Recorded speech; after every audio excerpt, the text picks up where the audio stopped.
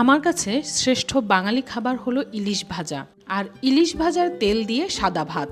এই খাবারের কথা মনে পড়তেই একটা চাঁদপুরের লোকাল ইলিশ আনালাম। পয়সা দিয়ে ইলিশের আঁশ ছিলা খুব সহজ ও সুন্দর হয়। পরিষ্কার করে ফ্যামিলি কাট করে নিলাম। পেটিগুলো ডিম সহ রাখলেই বেশ সুন্দর লাগে দেখতে। এবার শুধু নুন হলুদ মাখিয়ে সরিষার তেলে ভেজে নিব। ইলিশ মাছ একদম ডিম ছাড়া স্বাদ আসে না, আবার ডিম যদি বেশি বড় হয়ে যায় তাহলেও এর স্বাদ কমে যায়। সরিষার তেলে ইলিশ ভাজতে দারুণ সুঘ্রাণ ছড়ায়। ছোটবেলায় বাড়িতে ইলিশ ভাজার সাথে কখনো খিচুড়ি, কখনো পান্তা ভাতও খাওয়া হতো। যেভাবেই খাওয়া হোক, ইলিশ ভাজার সাথে আর কিছুর তুলনাই হয় না। আহা, চিকন চালের ভাত সাথে ইলিশ ভাজা জগতের সেরা খাবার। শুকনো মরিচ ভেঙে ইলিশ ভাজার তেলে এক লোকমা ভাত, যেন শুধু সুখ আর সুখ।